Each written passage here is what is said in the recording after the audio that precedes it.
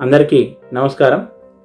అద్వైత మతమును స్థాపించి దైత్వ భావం వలన మానవునిలో అభివృద్ధి అయిన రజోగుణమును అనగదొక్కి అజ్ఞానమును జ్ఞానజ్యోతితో దూరం చేసుట కొరకై శ్రీ శంకరాచార్యుల వారు కేరళ రాష్ట్రంలో కాలడి అనే చిన్న పల్లెలో జన్మించిరు.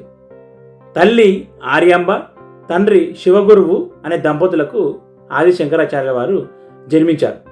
దురదృష్టవశాత్తు అతని చిన్నతనంలోనే తండ్రి మరణించాడు.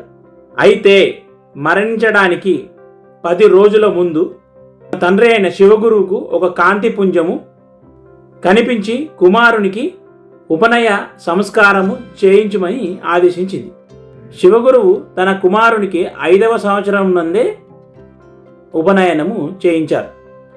అప్పటి నుండి ఆ పిల్లవాడు గాయత్రి మంత్ర ఉపాసనను ప్రారంభించాడు.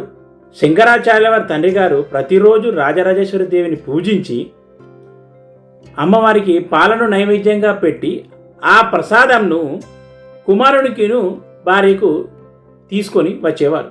ఒకనాడు శివగురువు ఏదో పనిపై తప్పనిసరిగా పక్క గ్రామానికి వెళ్ళాల్సి రావడం చేత తన కుమారుడైన ఆదిశంకరాచార్యులను పిలిచి, నాయన, నీవు రేపటి దినమున రాజరాజేశ్వరి దేవికి పూజ చేసి పాలను నైవేద్యంగా పెట్టి ఆ ప్రసాదమును నువ్వు నీ తల్లి తీసుకునవచ్చును అని చెప్పి తన తండ్రి గారు ఆదిశంకరాచార్యులకు చెప్పారు.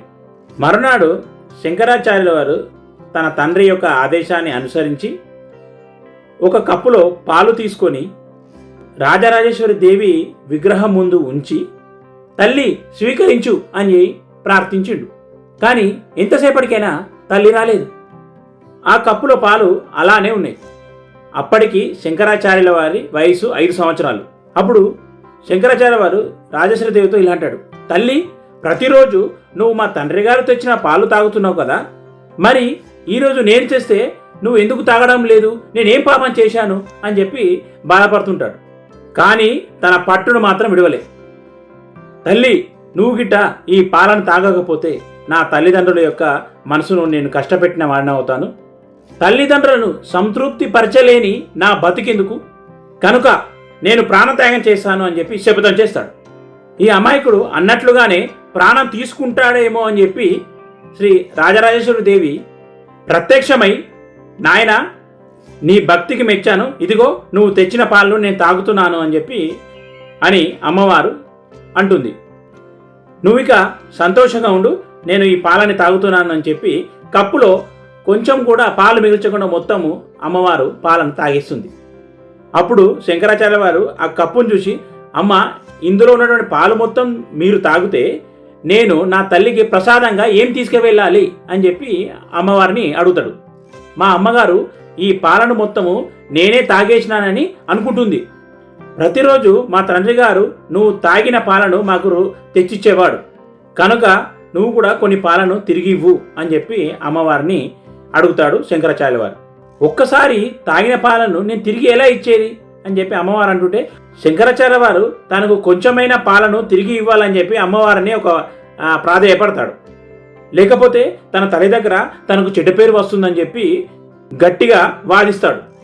అప్పుడు రాజరాజేశ్వరి దేవి కరుణించి తనే స్వయంగా తన పాలను పిండి అతనికి ఇచ్చింది. ఆ పాలను త్రాగడం చేత శంకరాచార్యుల వారు ప్రజల చేత పూజలు అందుకోగలిగారు. ఆనాటి నుండి సమస్త వేదములు, శాస్త్రములు, ఉపనిషత్తులు అన్నిట్లోనూ శంకరాచార్యుల వారు అవపోషణ పట్టేశారు. శంకరాచార్యుల వారి తల్లి ఆర్యాంబ శంకరాచార్యులతో, నాయన, దేవి అనుగ్రహం పొందిన నీకు ఇంకా కొరత ఏమి ఉంటుంది చెప్పు? యావత్ ప్రపంచానికే నువ్వు ఆదర్శప్రాయుడవుతావు, సత్కీర్తిని కూడా పొందగలుగుతావు అని చెప్పి తన తల్లి ఆశీర్వదించింది. ఎలా ఉందండి స్టోరీ? ఈరోజు ఆది శంకరాచార్యుల వారి 5 సంవత్సరాల్లోనే అమ్మవారైన రాజరాజేశ్వరి దేవి యొక్క కటాక్షాన్ని పొంది ఈరోజు మనకు ఆది గురువుగా మనకు పూజింపబడుతున్నాడు. శృతి స్మృతి పురాణానాం మాలయం కరుణాలయం నమామి భగవత్పాదం శంకరం లోకశంకరం. ఈ స్టోరీ గిట్ట మీకు నచ్చినట్లయితే లైక్ చేయండి, షేర్ చేయండి, సబ్స్క్రైబ్ చేయండి.